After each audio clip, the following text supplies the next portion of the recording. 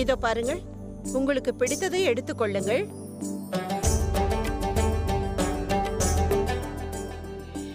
சலீம் ஏன் அவ்வாறு கூறினான்?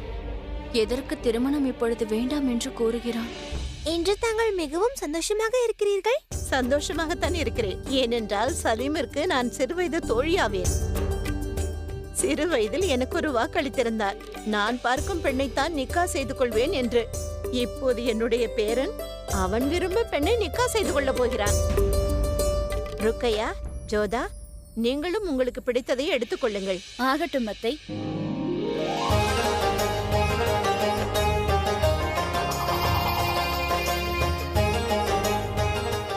நான் இதையே எடுத்துக்கொள்கிறேன்.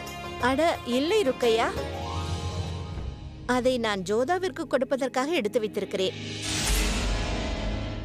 ஒன்றும் பிரச்சனை இல்லை அத்தை. இது ருக்கையா பேகம் அவர்களுக்கு பிடித்திருந்தால் அவர்களே வைத்துக் கொள்ளட்டும். நான் வேறு நகையை எடுத்துக்கொள்கிறேன். இல்லை ஜோதா பேகம்,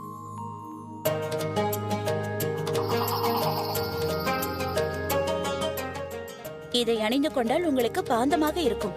ஆகையால் இதை அணிந்து கொள்ளுங்கள். வாருங்கள், நானே இதை உங்களுக்கு அணிவிக்கிறேன். வாருங்கள் வாருங்கள், இன்று நானே உங்களை அலங்கரிக்கிறேன். அமருங்கள். பாருங்களேன், இது உங்களுக்கு அழகாக இருக்கும்.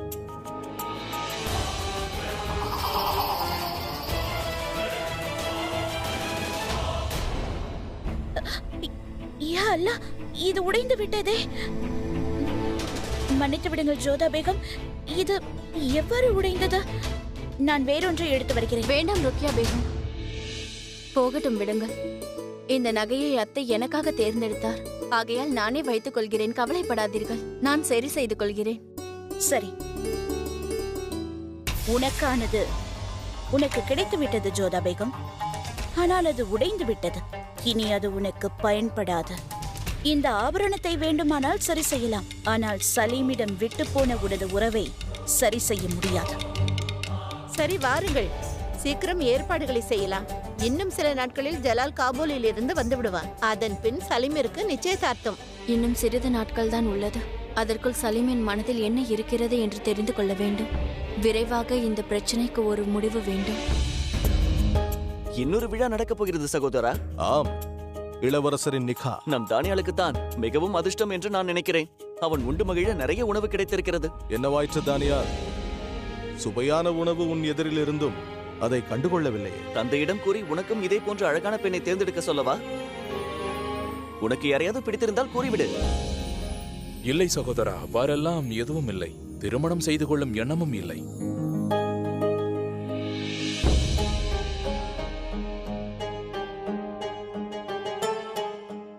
இப்பொழுது நான் மருத்துவரை பார்த்துவிட்டு வருகிறேன். தானியால், எனக்கு மிகவும் பயமாக உள்ளது. நேரடியாக நானே இளவரசர் சலீமிடம் இதை எவ்வாறு கேட்பது? அது அவர் மனதை பற்றி நான் தெரிந்து கொள்ள விரும்புகிறேன். தானியால், நீயாவது கூறேன், உன்னுடைய சகோதரர் இளவரசர் சலீமிற்கு இந்த திருமணத்தில் மகிழ்ச்சி தானே? அது அது எதுவும் எனக்கு தெரியாது. அவர் மகிழ்ச்சியாகத்தான் இருக்கிறார். ஏனென்றால் உன்னை போன்ற அழகான ஒரு இளவரசி கிடைத்தால் யாருக்கு சந்தோஷமாக இருக்காது? தானியால், நீ இப்பொழுது எதற்காக வருத்தப்பட்டு பேசுகிறாய்? இப்பொழுது என்னுடைய மனம் சரியில்லை மாண்பாய். அப்படியா? ஒன்றும் பிரச்சனை இல்லை தானியால், நான் உன் மனதை சரி செய்கிறேன். உனக்கு என் கைகளால் செய்த பலகாரம் மிகவும் பிடிக்கும் அல்லவா? உண்மையில் எனக்கு பசிக்கவில்லை மாண்பாய்.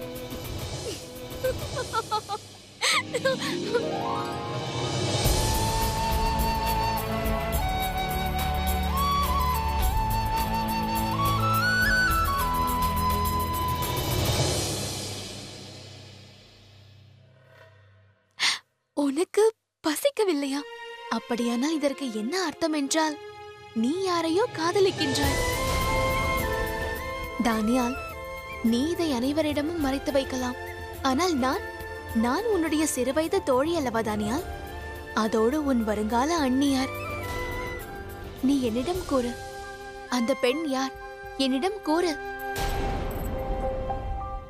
என்னால் முடிந்தால் நான் உனக்கு உதவி செய்வேன். ஒரு விஷயம் கூறவா மாண்பாய்? ம், அண்ணா இந்த விஷயத்தில் மிகவும் மகிழ்ச்சியாக இருப்பார்.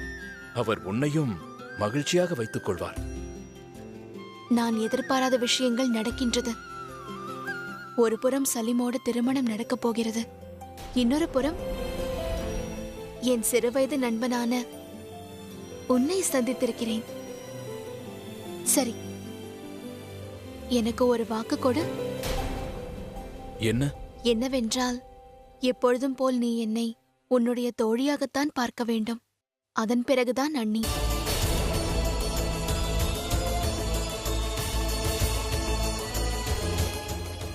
எனக்கு வாக்கு கொடு. சரி, நான் உனது நண்பனாகவே இருப்பேன்.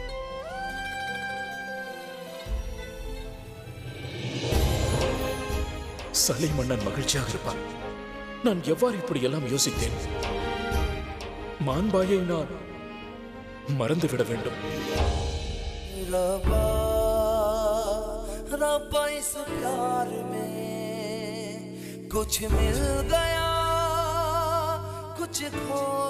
அதனால் ராஜா பகவான் தாஸ் அவர்களின் மகளான மான்பாய் அவர்களின் திருமணம் முகலாய சாம்ராஜ்யத்தின் இளவரசரான சலீமோடு நடக்க வேண்டும்.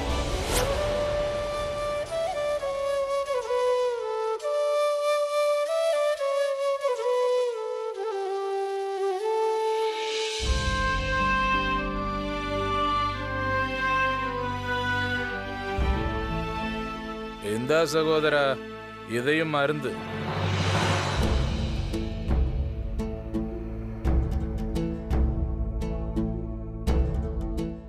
என்ன விஷயம் நண்பா? யாரப்பா நீ? ஒரு யாத்திரைக்கான பயணத்தில் ஈடுபட்டுள்ளேன். ஆமாம், தாங்கள் இப்போது என்ன அருந்துகிறீர்கள்? எங்களை போன்றவர்கள் எதை குடிப்போம்? இது போன்ற குறைந்த விலை சாராயத்தை தான். ஹுசூர், இந்தாருங்க.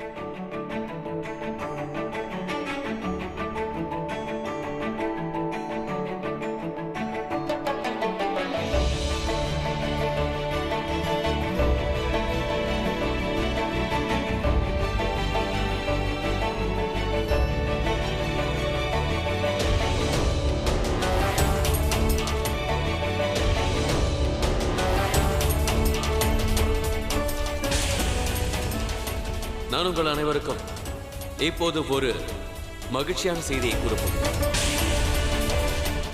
மிக விரைவிலேயே நமது அரண்மனையில் இளவரசர் சலீமிற்கும் குமாரி மான்பாய்க்கும் நிச்சயதார்த்தம் நடக்கும். நீ இந்த அளவிற்கு குடிக்கிறாய் என்றால் உன் மனதில் ஏதோ மிகப்பெரிய வலி இருக்கிறது என்று தெரிகிறது. அந்த அல்லாஹ் நமக்கு இதயத்தை தந்திருக்கிறார் என்றால் நமக்கு வலியும் வேதனையும் ஏற்படும் அல்லவா? பிரமாதம்! எவ்வளவு உண்மையான வார்த்தையை கூறுகிறாய். என்ன பிரச்சனை? என் மனதில் இருக்கும் வேதனை என்னவென்றால், நான் யாரை அளவுக்கு அதிகமாக காதலிக்கிறேனோ அவளையே நான் மிகவும் அதிகமாக வெறுக்கவும் செய்கிறேன்.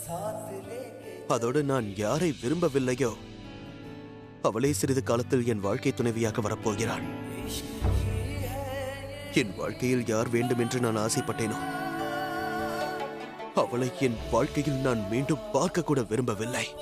இதோ பார் சகோதரா, உனது கவலை மிகவும் பெரிதாக இருக்கும் போல இருக்கிறது. எனக்கு தெரிந்தவரை நீ இப்படியெல்லாம் சிறிது சிறிதாக குடித்தால் உன் வலி தீர்ந்திடாது.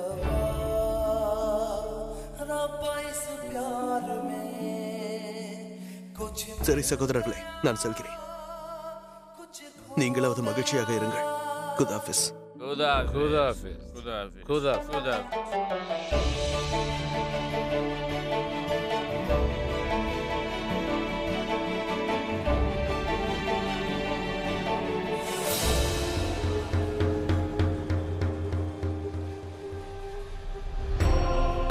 ஷெஹன்ஷா தற்போது அரண்மனையில் இல்லை. நமது வேலையை விரைந்து முடித்துக் கொண்டு இங்கிருந்து சென்றுவிட வேண்டும்.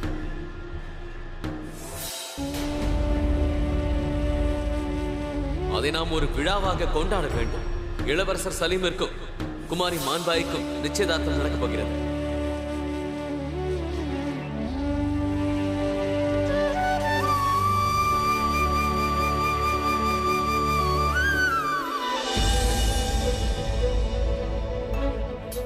நாதிரா,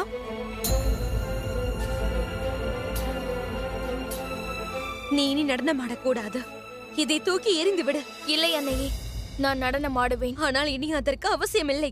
அன்று நீ ஆடியதற்கு காரணம் உன் தந்தையின் வைத்திய செலவிற்கு நமக்கு பணம் தேவைப்பட்டது. அவர் மரணத்திற்கு பிறகு நீ ஆட வேண்டும் என்ற அவசியமில்லை. அவசியம் இல்லாமல் இருக்கலாம். ஆனால் தந்தையின் மரணத்தால் ஏற்பட்ட வலி இன்னும் குறையவில்லை. ஆகையால் நடனம் ஆடுவேன். ஏன் புரிந்து கொள்ள மறுக்கிறாய்? நடனமாடும் பெண்ணை அனைவரும் கேவலமாக தான் பார்ப்பார்கள். எந்த ஒரு நடன மங்கையும் கேவலமானவர்கள் அல்ல. அவர்களை கேவலமாக நினைப்பவர்கள் தான் கேவலமானவர்கள். அவர்களது நினைப்பை தான் நான் மாற்றப் போகிறேன். அவர்களை நினைப்பிற்கு பதிலடி கொடுத்தாக வேண்டும். அவர்கள் எந்த தவறும் செய்யாத எனது தந்தைக்கு குற்றவாளி என்கிற முத்திரை குத்திவிட்டார்கள். என்ன செய்ய வேண்டும் என்று நினைக்கிறாய்? அனார்கலியான எனக்கு என்ன வேண்டும் என்றால், இதுவரை எந்த நடன மங்கைக்கும் கிடைக்காத பாஷாவை எனது நடனத்தால் சந்தோஷப்படுத்தி பதிலுக்கு அவரிடம் ஒன்றை கேட்பேன். அந்த விஷயத்தின் மூலம் நமக்கு ஏற்பட்ட அவமானத்தை துடைத்து விடுவேன். ஆகையால் ஓரளவிற்கு வலி குறையும் அல்லவா? நான் ஷைன்ஷாவின் மகன் நிச்சயதார்த்தத்தில் ஆடப் போகிறேன். அங்கு உள்ளவர்களை மகிழ்ச்சி படுத்துவதற்காக அல்ல, அவர்களின் மகிழ்ச்சியை கெடுப்பதற்காக. அவர்கள் நம் மகிழ்ச்சியை கெடுத்தார்கள் அல்லவா? ஆனால் எதற்காக? சலீமை தானே நீ முன்பு காதலித்தாய். உன்னால் அவருக்கு முன்பு ஆட முடியாது நாதிரா. நான் ஆடும் நடனத்தை பார்த்து ஷெயின்ஷாவை என் முன் வந்து என்ன வேண்டும் என்று கேட்க வைப்பேன். சலீம் என்னை காதலிக்கவும் செய்தார், வெறுக்கவும் செய்தார். அதற்கான பதிலை வெறுப்பால் தரப்போகிறேன்.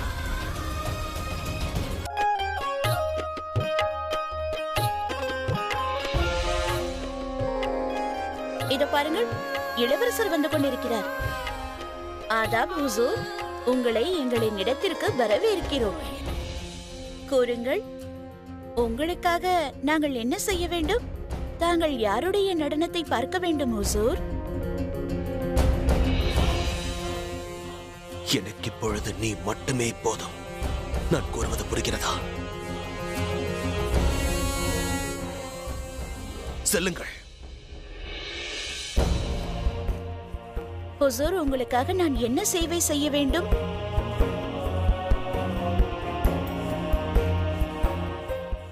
எனக்கு இப்பொழுது சிறிது நிம்மதி தேவைப்படுகிறதா, அவ்வளவுதான்.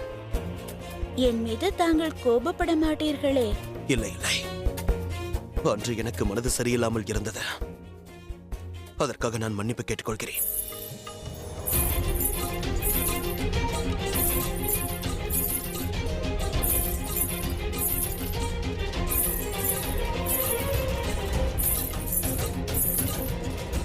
செல்லுங்கிறது.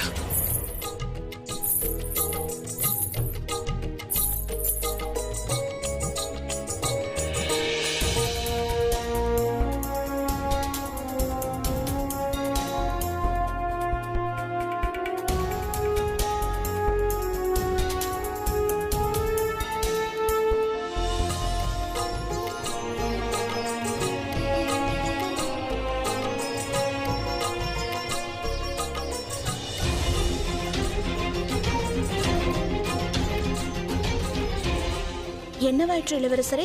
அங்கிருந்து வரும் சத்தத்தை நிறுத்த சொல். எனக்கு சலங்கையின் சத்தத்தின் மீது சிறிதும் விருப்பமில்லை. அதை உடனடியாக நிறுத்த சொல். செல். இந்த ஆட்டத்தை நிறுத்துங்கள். என்னுடன் ஒரு விருந்தாளி இருக்கிறார். அவருக்கு இந்த சத்தம் பிடிக்கவில்லையாம். மீதி ஒத்திகையை நாளை பண்ணலாம் அனார்கலி. சரி.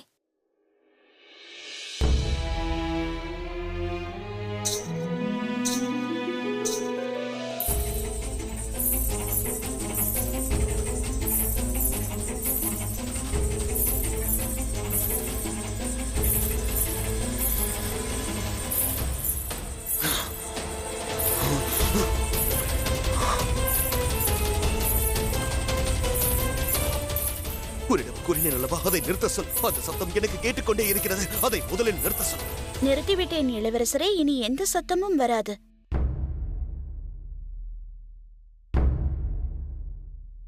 நீ செல். நான் தனியாக இருக்க விரும்புகிறேன்.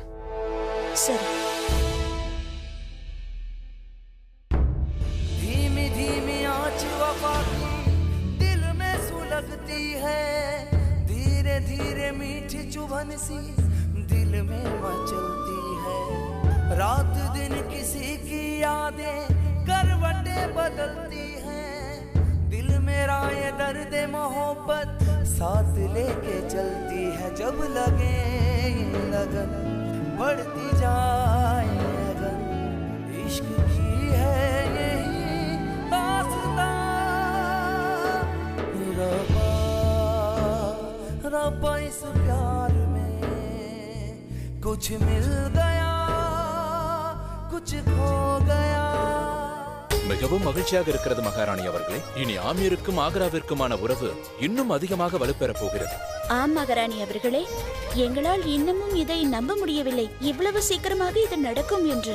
ஆமீரிலிருந்து நாங்கள் அனைவரையும் வரவழைத்திருக்கிறோம். நிச்சயதார்த்தத்திற்குள் அவர்கள் வந்து விடுவார்கள். சம்பிரதாயப்படி நடக்கும் இந்த விழாவிற்கு ஜலால் வந்து விடுவானா என்று எனக்கு தெரியவில்லை. ஆனால் நிச்சயதார்த்தத்திற்கு அவன் நிச்சயம் வந்து விடுவான் என்று நினைக்கிறேன். இந்த பேச்சுவார்த்தை என்றால் என்ன? பேச்சுவார்த்தை என்பது ஒரு சம்பந்தத்தை பற்றி பேசுவதுதான். இதில் மணமகனும் மணமகளும் ஒருவர் சம்மதத்தை இன்னொருவர் தெரிந்து கொள்வார்கள். இந்த பேச்சுவார்த்தையின் மூலம் என்னுடைய மான்பாய் அவளது அத்தைக்கு மருமகளாகி விடுவாள். பிறகு முராத் தானியான், தாங்கள் இருவரும் என்ன கூறப் போகிறீர்கள் உங்களது வருங்கால அண்ணியாருக்கு? என்ன கூறுவது? சின்ன வயதில் நாங்கள் ஆமீருக்கு செல்லும் பொழுது இவர் எங்களை கேலி செய்வார். எங்களுக்கு விளையாடுவதற்கு எதையுமே தர மாட்டார். இப்பொழுது எங்களுக்கு அண்ணியாக ஆக்ராவிற்கு வருகிறார். இப்போது நான் இவருக்கு விளையாட்டு காட்டுவேன். பிறகு என்ன? அன்னிக்கும் கொழுந்தனுக்கும் உள்ள உறவு அப்படிப்பட்டதுதான், தோழன் தோழி போல். ஆனால் ஒன்று, கொழுந்தனாக இருப்பதால் உங்கள் இருவருக்கும் மிகப்பெரிய பொறுப்பு இருக்கிறது. மான்பாய்க்கு ஆமீரை பற்றிய நினைவே வரக்கூடாது. புரிந்ததா? நிச்சயமாக. ஆக்ராவில் தங்களுக்கு தேவைப்படும் அனைத்தையும் நான் செய்து தருகிறேன் அண்ணி அவர்களே. என்ன தானியால், இவர் ஆக்ராவிற்கு வருவதில் உனக்கு மகிழ்ச்சி இல்லையா? ஆம், எனக்கும் இவர் ஆக்ரா வருவதில் மகிழ்ச்சிதான். என்ன தானியால், இன்று நீ மிகவும் சோர்வாக காணப்படுகிறாய். அநேகமாக அவனுக்கும் நிக்கா ஆசை வந்துவிட்டது போல் இருக்கிறது. தானியால், நீ கவலைப்படாதே. சலீமின் நிக்காவிற்கு பிறகு உனக்கான நிக்காவை முடித்து விடுகிறோம்.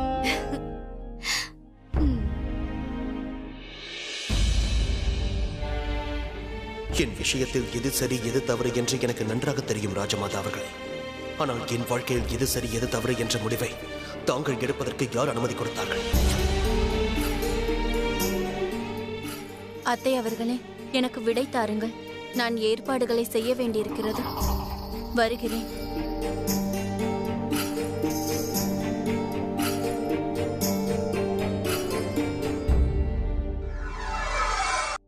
ஜோதா, சற்று நில்.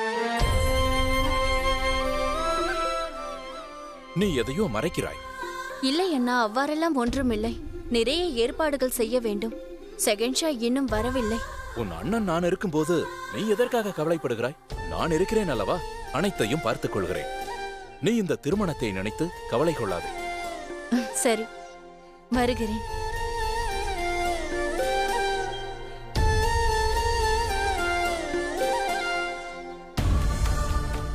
எவ்வாறு கவலைப்படாமல் இருக்க முடியும்? என் கவலைக்கு காரணம் இந்த திருமணம்தான். சலீம் மனதில் என்னதான் இருக்கிறது? நான் சலீமிடம் பேசியே ஆக வேண்டும். சலீம், சலீம்,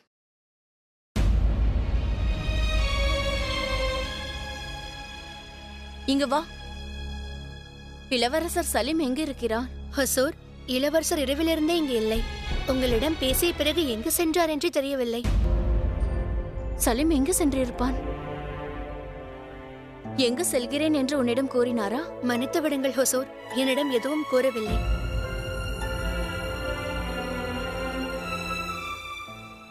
மோதி, இந்த விஷயத்தை பற்றி யோசிக்க சிறிது அவகாசம் வேண்டும் என்று கேட்டிருந்தான். நான் இங்குதான் இருப்பான் என்று நினைத்தேன். ஆனால் சலீம் எங்கு சென்றான் என்று தெரியவில்லையே. எனக்கு என்ன செய்வதென்று ஒன்றும் புரியவில்லை. அங்கு ஆமீரிலிருந்து சலீம் மான்பாய் நிச்சய மோதிரத்தை எடுத்து வரப்போகிறார்கள். சம்பிரதாயப்படி வாக்குறுதிகள் கொடுக்க வேண்டியிருக்கும். சலீம் எங்கு சென்றானோ தெரியவில்லை. ஆதாப் ராஜமாதா அவர்களே. சலீம் எங்கு சென்றான் என்று தெரியுமா? இரவு முழுவதும் அறையில் இல்லை என்று தாசி கூறினார். குது, உன் கண்களை பார்த்தால் தெரிகிறது உனக்கு தெரியும் என்று. கூறு, சலீம் எங்கிருக்கிறான்? ராஜமாதா அவர்களே, தயவு செய்து சலீம் எங்கிருக்கிறான் கூறு குது. எனக்கு மிகவும் பயமாக இருக்கிறது.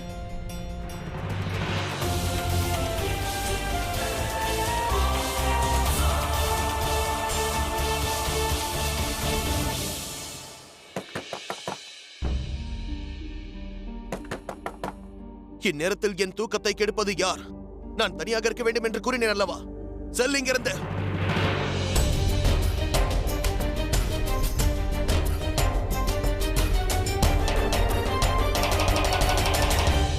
யார் நீங்கள்?